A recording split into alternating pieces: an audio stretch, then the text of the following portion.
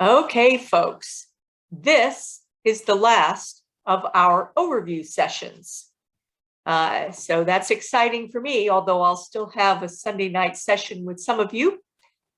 But welcome to our presentation tips.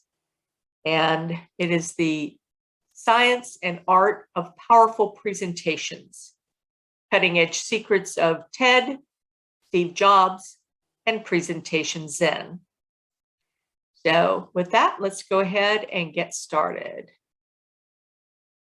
Okay, John Sweller of the University of New South Wales once said, "The use of PowerPoint presentation has been a disaster and it should be ditched." Now, we have been practicing good kind of TED Talks types of presentations in some of our classes. And so some of this will not be new to you. In fact, you might have even seen a few of these slides. But there's, I hope, some useful stuff here for the presentation that you're going to be giving on December 3rd. So this is an example of an awful slide. Small, and I see this every Friday morning at my Rotary Club. There are all kinds of problems, and I'll let you go back and look at this later to see all the things that you should not do, but you can just see from looking at it that it's probably not a good slide. And here's just a couple of extra things, like not checking for typos or using cutesy clip art and charts and tables that you can't read. So I'll let you look at all of that a little bit later. Whoa, and, and doing animation at slow speed. And using fuzzy, stretched, or squishy graphics. And I have seen all of those at one time or another, and that's why we do practice presentations, because we will try to catch all of these during your practice. But you'll be much happier if you can get rid of most of these problems before we even get started with the practice. Okay, so why is it that we are doing this? And the reason that we're doing these presentation tips is that we want to tell our people, our audience, why we're there, what we're talking about, how to do what we're talking about, and what else is interesting. So those are kind of the ideas of what we're doing. And this is going to model the kind of presentation that I'm expecting for you. And so the first thing that we're going to talk about is why you're going to be doing this presentation, what should go into it, how you should be doing it, and what else there is. And give you some examples of some who's that have been doing this in the past. So the purpose of this presentation is to create a presentation for a conference, like a sustainability conference or a conference for your business category, whether it's real estate or whether it's agriculture or whether it's, well, whatever it is that your business is. And so I want you to imagine that you are presenting at either a sustainability conference where you are telling your fellow sustainability managers how to help your business type be more sustainable using your project as a case study, or that you are going to be giving your presentation to, say, for instance, a car repair business, and you are going to be explaining to them how they can be more sustainable. So there's very little difference really, except that you can expect this if you're giving it to sustainability managers that they will know something about sustainability. But by and large, the content will be the same regardless. And that is the purpose. Some of the guidelines, it is to be 20 minutes long. It can be shorter, probably not too short. If it's 6 minutes long, it's definitely too short. 10 minutes is probably scraping by, but we want you to try to make it less than 20 minutes. We have 1 or 2 teams of 3, and that might be a little bit of a tight fit to try to get it into 20 minutes, but do try your best. And then we'll have 10 minutes for Q&A and getting the next team or individual queued up and all of that.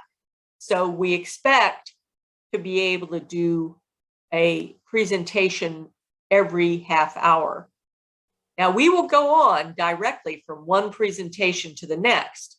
So, don't come in at, if you're slated to give your presentation at 10:30, don't come in at 10:29, because chances are we're going to be running a little bit fast. And we want you to be there for half a day so that you can hopefully see a number of your fellow colleagues' presentations. So 20 minutes for your presentation, 10 minutes for Q&A. So that is the purpose of your presentation. Now, what is it that you should say? What kind of things that you should you do? Whatever you're doing, this is not a book report. You do not have to cover every chapter. There are whole swaths of it that may not be necessary. If compliance is not an important aspect of your project, you don't even have to mention it. If stakeholders are not a key contributor to your project, then you may not have to mention much about stakeholders. If continuous improvement is not a part of your story, then you may not need to cover that. You certainly want to cover the main aspects of your project from the standpoint of the audience being people who are interested in doing something similar in their own business or their own career. So you need to ask yourself, what is your core message? What is it that you're trying to get across to your audience? One of the things that's very important is that you be you-focused, not I-focused. You may notice that I haven't been saying, this is what I do, or this is what I did in my project, or whatever. What I'm saying is that this is what you can do. And that's how I'm using this to model what it is that you should be thinking about. When you're giving a presentation at a conference, they're really not that interested in you. They're interested in what they can take away from it and how they can use this information. So you always want to say, this is what you can do. This is how you can make a difference in your business. And you want to craft a strong story. Oops.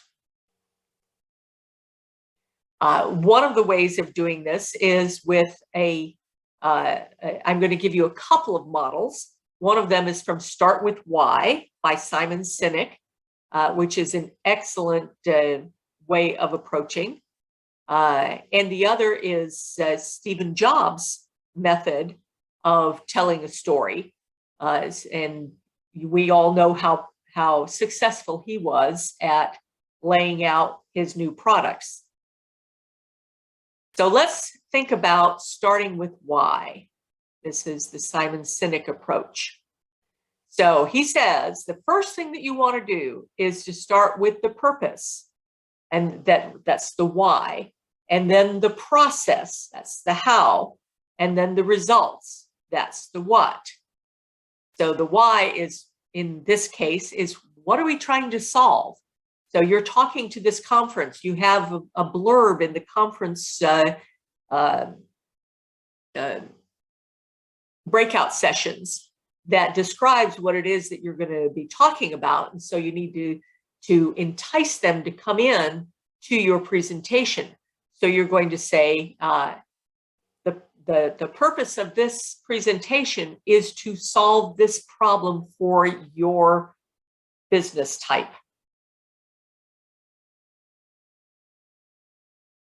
And then you are going to show them the process, the best ways to solve it, and then provide the results, which are the proof. Now, Steve Jobs used a really nifty approach. It was Aristotle's approach on persuasive arguments.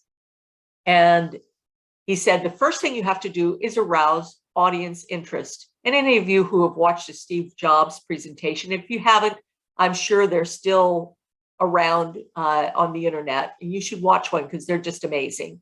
So the first thing he wants to do is to grab the audience's interest. And the second thing is to identify, okay, what's the problem? What is it that we're trying to solve? And then what's the solution? What are the benefits from the solution? And finally, a call to action. Now you go out and do the same thing for your businesses. So that is a really good outline for creating this kind of I'll say a TED Talk or persuasive or conference type of presentation. This comes from the book Made to Stick, which is a really nifty book that is in the sustainability lab if you're interested in looking at it. And I just remembered something that might be a little glitch in it, but you will definitely get the idea. Whoa, no, I erased the glitch. Okay, so now I created a different glitch. Anyway, from Made to Stick says you need to keep your message simple, present something that's unexpected, especially when you're trying to get their attention, present concrete information, the facts, something that has that involves the five senses. Make sure that it's that you are using credible sources. It's okay to bring in some emotion, again, especially when you're getting their attention and when you're trying to motivate them when you're wrapping up, to say, now this is something that you can do too. And you always want to wrap it around a story. What is the story that you're telling? You're telling the story of your project. You may start with a different story that is, maybe the story of a waste dump, or there's something that attracts attention. But then you are telling the story of this project that will help the audience to be able to do this themselves. Again, always being you focused. As you're planning this, one good way of planning it is to kind of storyboard it. This is an example of a problem-solving storyboard.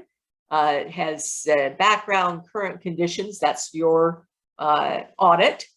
The analysis, the goals and targets. That would be like if you had a gap analysis.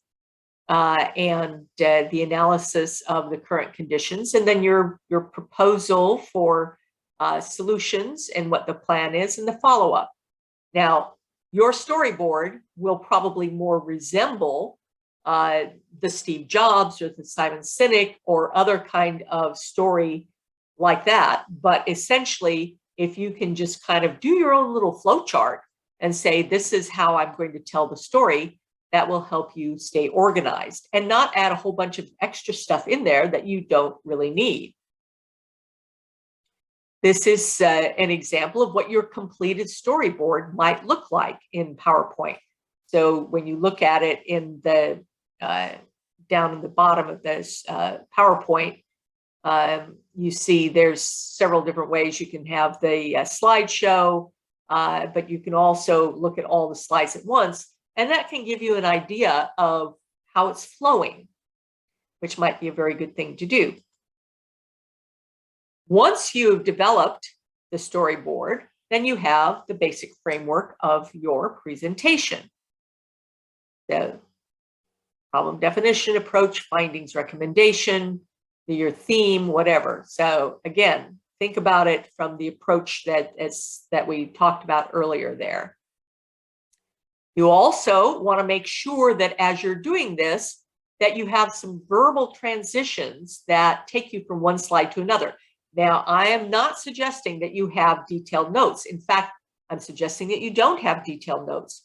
Although, as you will see, if you have the really visual slides, you may need a couple of things to make sure that you remember what you want to say. But usually you should be able to follow it from the slides that you are showing. But you notice over on the left here, it just has slide 1, slide 2, slide 3. Whereas on the right, which is what they're recommending, is that you have a verbal transition. Now, you've been practicing chapter transitions all the way along. So just remember, when you're moving from one slide to the next, you want to go ahead and give some kind of a verbal transition so that people can follow what you're doing there. So I didn't do a very good verbal transition right there. So let's talk about how to show it. These are some of the PowerPoint kinds of tips there. And the first rule of thumb is do not use a standard template. We all know what they all are.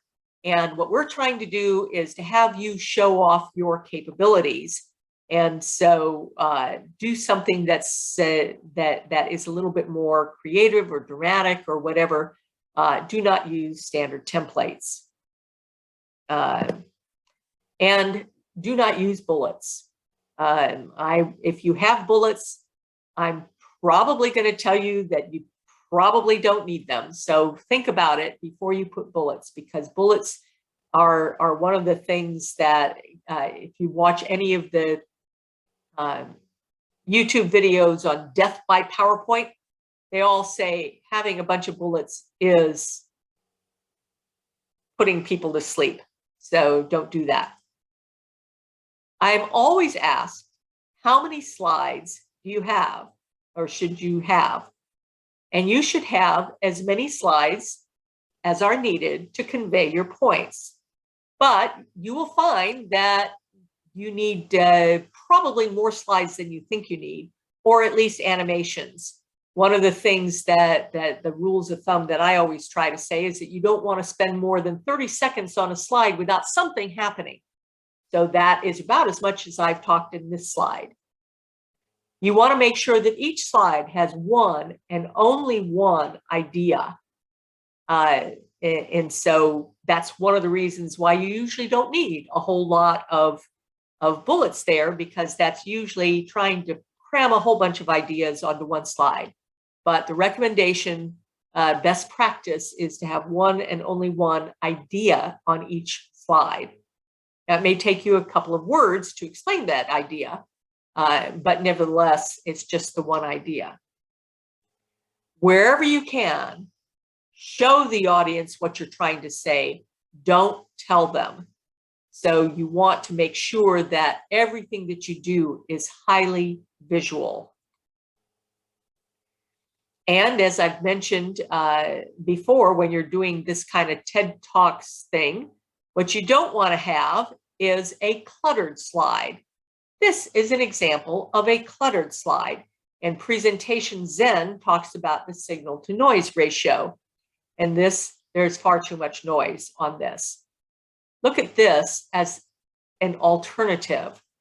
Always make the pictures as big as possible because they're a lot easier to see. Use font sizes that are quite large and use as few words as possible. And remember, it says the number of words, and I'm doing this on purpose, the number of words makes it too tempting to read the slide instead of it being just a simple visual aid.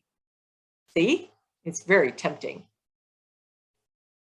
So another piece of feedback that I often give to students when they're doing their slides is to watch your contrast. Because if you have text over a photograph, sometimes the photograph is too busy and you can't really read it. Or sometimes you have a light color on a light background and it's really hard to see. So there are a couple of things that you can do.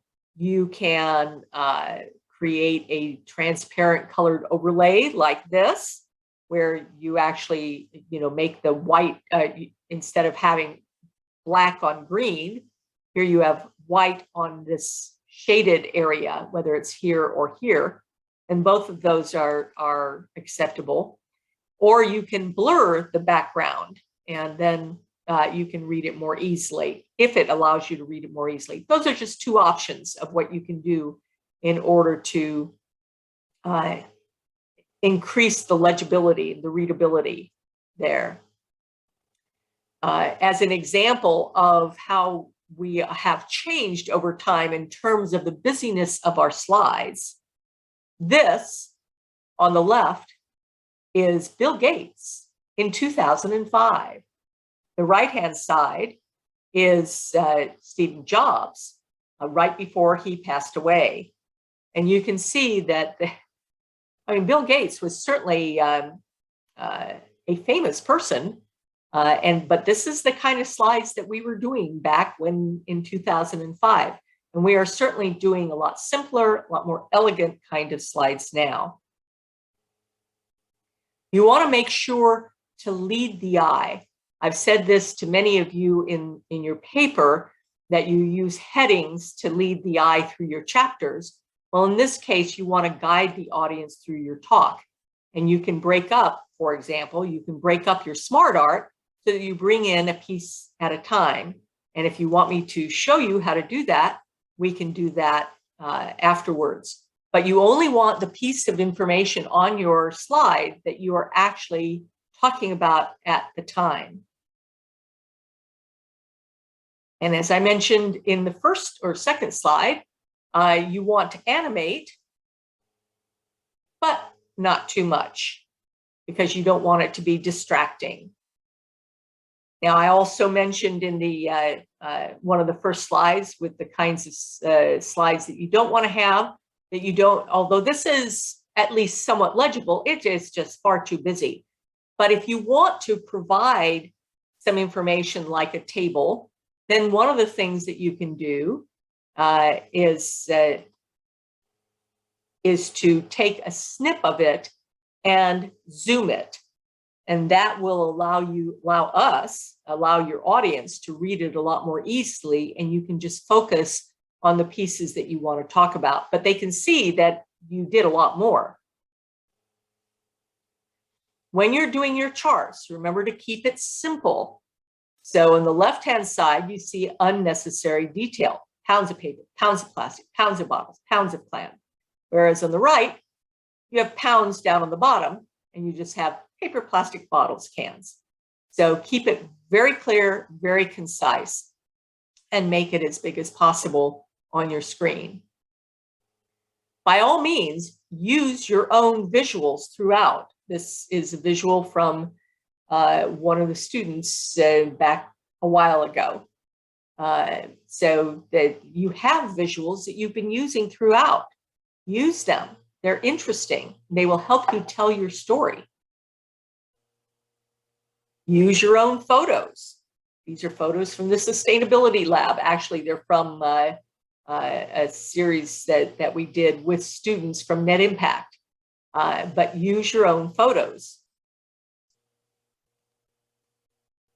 Do not use cliches. One of the things, again, when you're trying to decide how to frame the picture, the photo on the screen, there's something that is called the rule of thirds. You try to place your subject at one of these 4 circles. And that because what they've done is they've divided the picture into thirds, or the photo into thirds in two directions. And then by not putting the picture right in the center, or the subject right in the center, it makes it more interesting. That is a tip that I learned from master photographer. In fact, the one who took the photographs from the sustainability lab that we just looked at. Font guidelines. Use no more than 2.5 fonts. Bold or italic is a half a font. So don't use different fonts on every single slide. Just pick a font for your headlines or your headers, your titles, and a font for the text. And then you can have bold or italic, and that's it. You really shouldn't need anything more than that. A little bit on types of fonts. There are two types, general types of fonts. There's serif fonts, which have these little hooks on the edges there. And there are sans serif fonts. These are ones that are plain on the edges. Serif fonts are very good for papers, for reading on a page, but they are much harder to read in slides or on the internet. So if you're doing slides, I strongly recommend that you use sans serif fonts. And don't be too fancy or too cute. Because again, you are a serious person presenting at a serious conference, and so therefore you want to present yourself as a professional. Now, I have had a student who was doing her presentation as though she were presenting to an elementary school conference, and so her slides were a little bit more colorful and playful, but she had analyzed her audience very well. And one thing that is just in the most recent versions of PowerPoint is something that is called design ideas. If you have a newer version of PowerPoint, you may see this up there. If you do, take a look at what it is that they might be showing you, because there's some really nifty ideas that they have. And they're still new enough that they might not be tired, like the standard templates are. But you take a look at it and see what it is that you think. As an example, I have inserted a photograph in here and then clicked on design ideas, and it came up with these options on the right-hand side. Sometimes it comes up with several pages of options, and I might and you can still modify the font or whatever, but you know, they can give you some really good ideas. And so don't hesitate to take advantage of that. Whoops. Here's an example of what they might have at the beginning of for a new presentation, that they have a title slide that sometimes can be very interesting. And again, you can always change out the photograph to one of your photographs and just use, you know, the layout. But sometimes they even have something like a little video, which is kind of fun. Now, one of the problems that you can have with these videos is that once you do it, sometimes it's hard to get it to go out of here. So let me see if I can. Let's see. See, this is what there we go.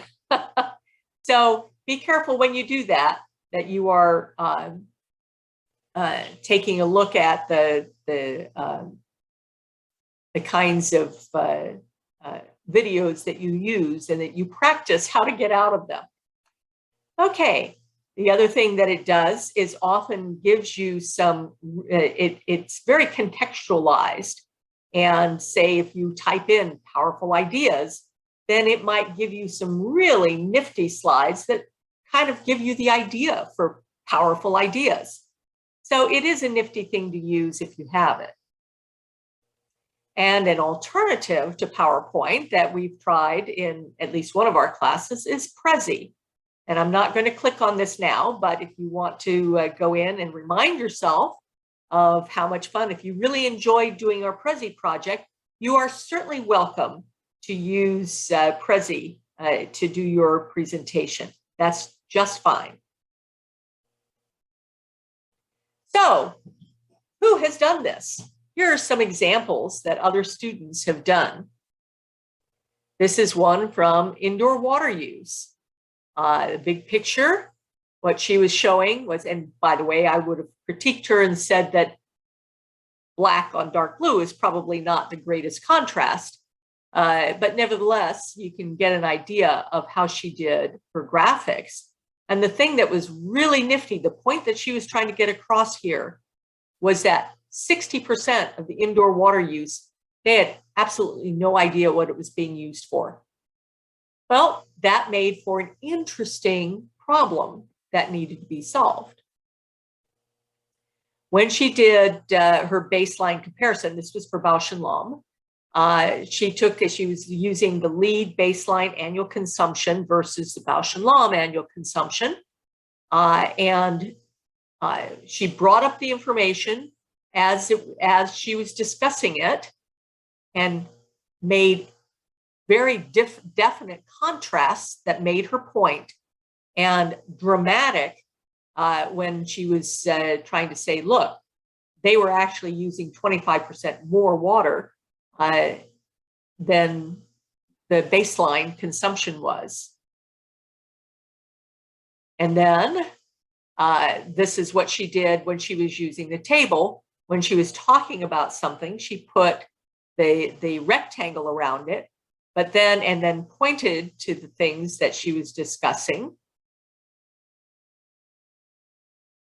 and showed how the estimated annual savings was going to be 45% and get them to lead or to 7 lead points plus an EP point, so exemplary performance point.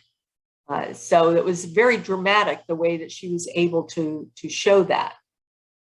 A lot of you have eco maps. So if you do an eco map and show it in this, then again, what you want to do is to make the point. This one, he exploded it out and showed that where the leak was exactly. Whoops. And it makes it a lot more legible to see when you point out the pieces that you want to show.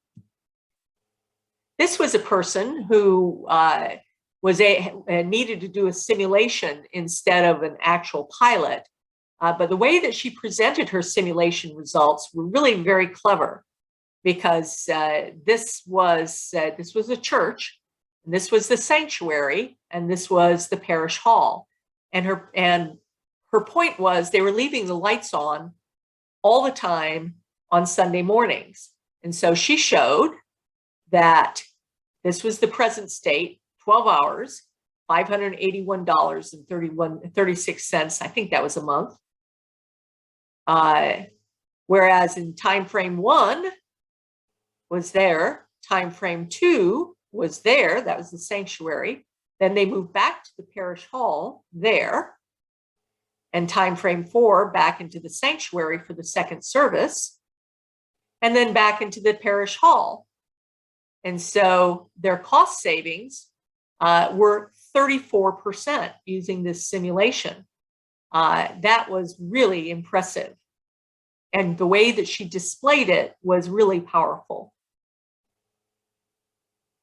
This was a really fun zero waste to landfill thing, where these were all the different categories of waste that were in this included medical waste. And he just showed the different categories of waste. This was one category. This was another category. And this is what he was trying to look for at the end. So, to summarize,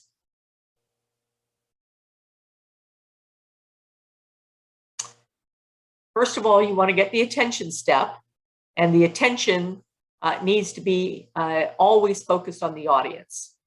The problem is that we talked about today was what too many do now, which was the first few slides that showed the really bad PowerPoint.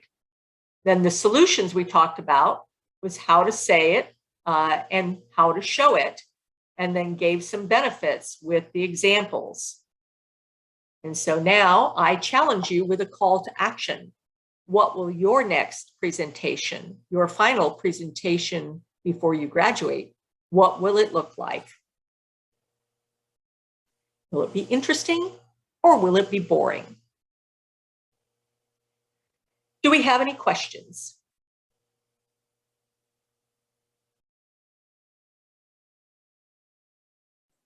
Can I take an additional class and not have to do the presentation? No, you're going to do marvelously. Don't worry about it. And you can use this, this presentation has all kinds of examples in it. If you look at the slides, you can see, check out the animation and whatever, and see how some of these things were done. So you might find that helpful. Okay.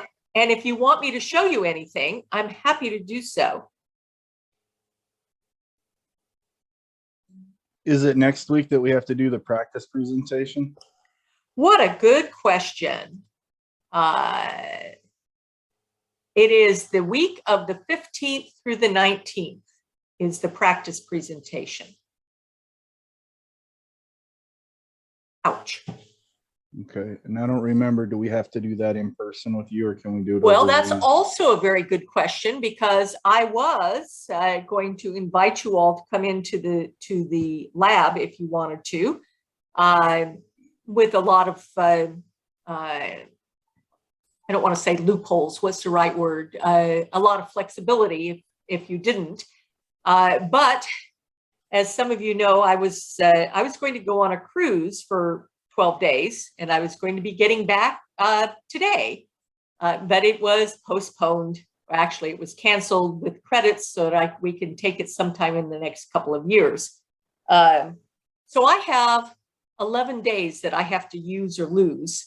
And one of the ways that I have decided to do that is, unless you really want me to come into the lab, and I will, I'd be delighted to, but we can do the practice presentations via Zoom. Thank you so much. Okay.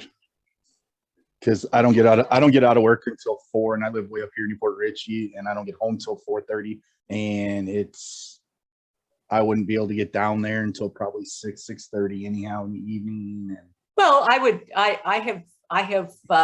would be there at least 2 evenings if we were doing that. But as I say, I was looking between now and when we go on winter break, and I think I have about 10 potential days that are there.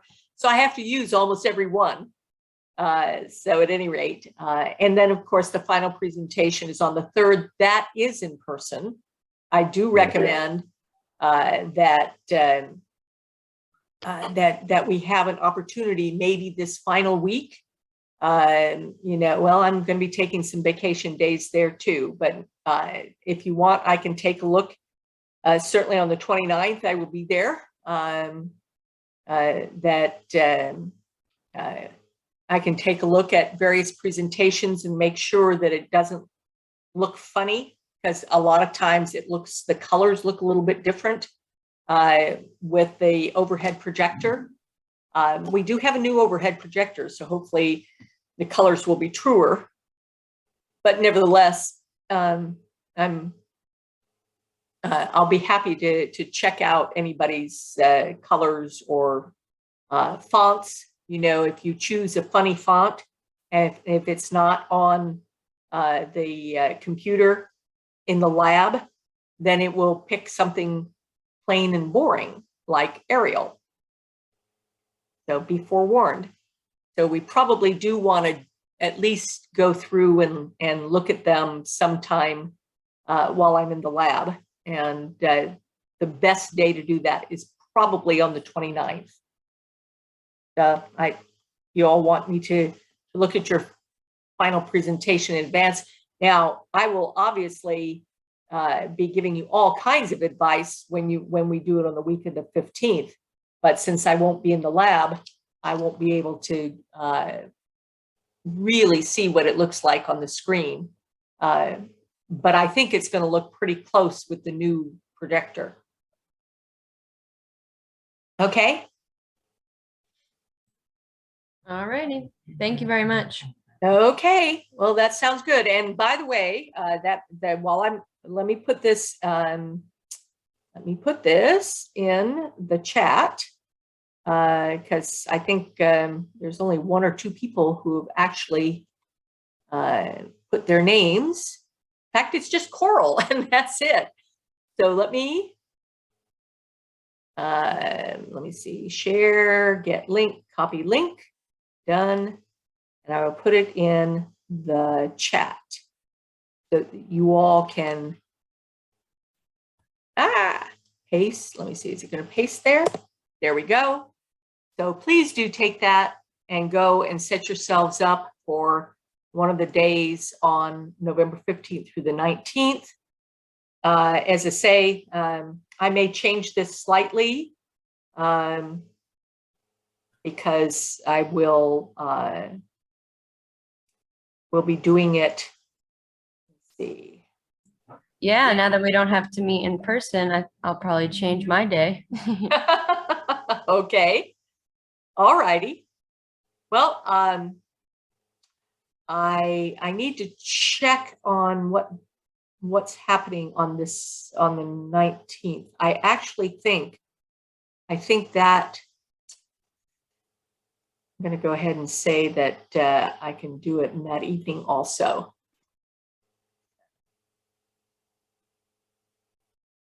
I think the next time that I'm doing the Thursday bishop search is on the 2nd of December, which is the day before our final presentations.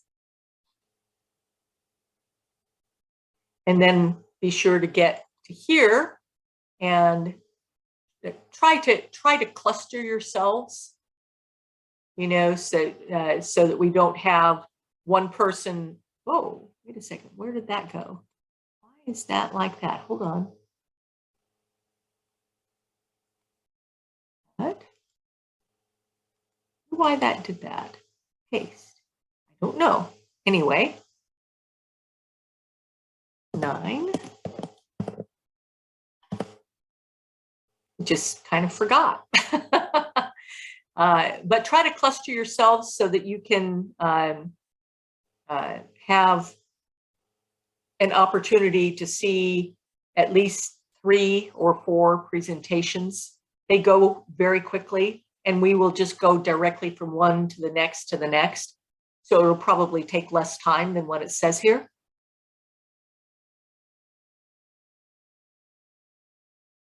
Anybody else? And don't forget to put your name and the title of your presentation over here on the left, because the dean likes to know what it is in case he wants to drop in. Or other people have been known to drop in, not very many, but every once in a while we'll have an instructor who says, oh, I really want to see that particular one. Any other questions?